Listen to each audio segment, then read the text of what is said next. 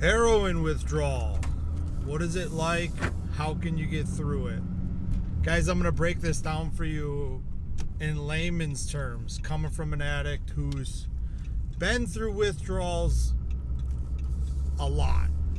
I'm not going to be scientific about this. I'm not a doctor. I'm not going to be talking about opioid receptors and all that shit. I'm just going to tell you in layman's terms how it is.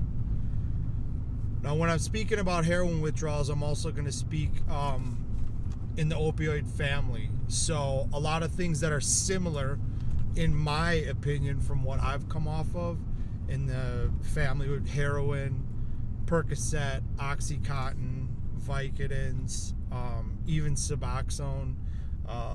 The only thing that I would put out of that category would be methadone. Methadone is kind of in its own place. I can do a video on what I think about methadone and the withdrawals from that. Heroin withdrawals are usually going to be starting at about 8 hours after last dosage, between 8 and 12 hours. They start peaking at about 36 hours, so about a day and a half since your last dosage. Withdrawal symptom number one for me, that was one of the most prevalent withdrawal symptoms, would be diarrhea and nausea. For these guys, the key here is going to try to stay hydrated. So get some stuff that you like to drink, preferably something that can replenish electrolytes, not just plain water. Something like the Pedialytes and the Gatorades, Powerades, or some of those rehydration drinks, and just try to sip them. You're going to be going through enough pain with withdrawal as it is. You don't need to add dehydration on top of that. So I know it's going to be hard to try to keep liquids down, but just try to sip on something. I've tried the Pepto-Bismols. They seem to help a little bit. Kaopectate seemed to help a lot with my stomach. For the nausea, the thing that worked the most for me were ginger chews. So ginger helps with nausea, and that seemed to be the only thing that helped with the nauseousness for me. One of the other things that seemed to help, I don't know if it was like a placebo effect or what, but Unisom. So now the key here for withdrawing is if you can sleep through it, even for a couple hours at a time, sleep through it.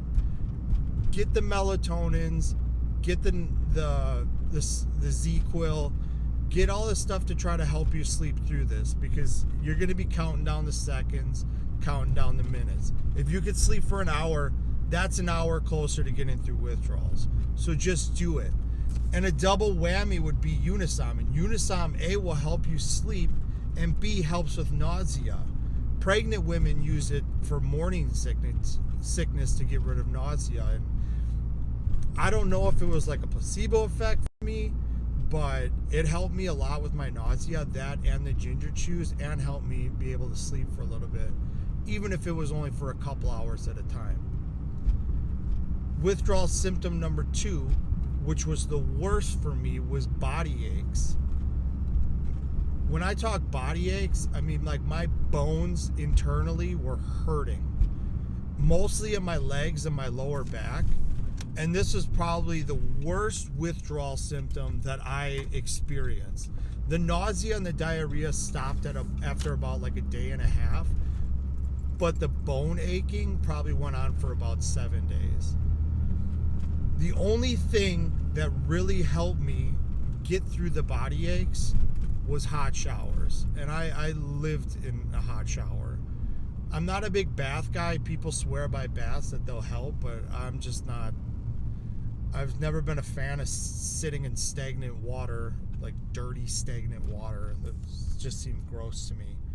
So hot showers, if you can get in the shower, let the hot water run down your body, it's going to help the body aches immensely. If you have access to a massage guns will help a lot. They didn't seem to have like a lasting effect, so which means like once I got done with them, they were no longer useful to me. The hot shower seemed to work at least 10-15 minutes afterwards, and would help me be able to get out of the shower, have my body calm for a little bit so I could try to fall asleep, get a couple more hours of sleep. Some people would even swear by ibuprofen, the Tylenols. Ibuprofen didn't seem to help me at all. Tylenol didn't seem to help. Aspirin, any of that stuff didn't seem to help at all. But some people swear by it, so you could try to give that a try. You're going to have cold sweats. That's unavoidable. For a lot of the flu symptoms, mixed with like trying to get sleep, I was taking some NyQuil, and NyQuil helped me be able to fall asleep for an hour or two.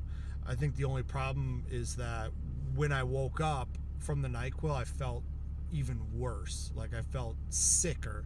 It was like almost like having like a hangover from NyQuil. But that seemed to help me at the time to get a couple more hours of sleep in. And that's the key here, guys. Just keep fucking pushing. You know, count up the fucking minutes, count up the hours. Just get through the shit. It's going to peak at about 36 hours. And once you hit that day and a half mark, it's going to start going down a little bit. So around 72 hours is going to be that time where like a lot of your withdrawal symptoms are going to be going away. For me, the body aches stayed, but the nausea, the diarrhea, the cold sweats, just like feeling that I have the flu, that stopped at around 48 to 72 hours. Once you get through that point, from the beginning, from there on forward, the worst withdrawal symptom that you're going to have is going to be your mind. And that's going to fuck you up the absolute worst. And this where planning for your withdrawal comes into play. So which means you're going to plan where you're going to go through this withdrawal at. You know, who you're going to be around, where you're going to be at, because your mind is going to be fucking with you the entire time. Your mind's going to be saying, let's just fucking quit next week. Let's just quit tomorrow. Let's just get a little bit. We need to get on Suboxone. We need to get on methadone. We need to do something, blah, blah, blah, you know? And you have to have somebody around you that you trust that can make sure that you're in a safe zone and that you're not going to make any rash decisions. So be around somebody you trust, a family member, a friend, preferably probably somebody who doesn't do drugs. That's kind of like a hit or miss thing. You know, you could have somebody who could that's done drugs before and could see your pattern and protect you from, you know, not making a mistake. But then you also have another drug addict there who, you know, you have the possibility of fucking up with. I suggest somebody who is not doing fucking drugs and has your best interest in mind and wants to see you get clean. You're going to have to fight through this shit like minute by minute, second by second. You're just going to be watching the clock.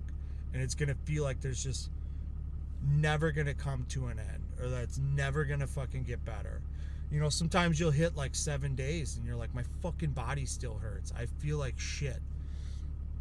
Guys, once you get through that nausea and that diarrhea phase and the cold sweats and you feel like the flu is gone, but your body still doesn't feel right, your anxiety's high, your depression's kicking in, you got to get some movement going, get some blood flow going. The best thing you can do is get a walk in, go for a run.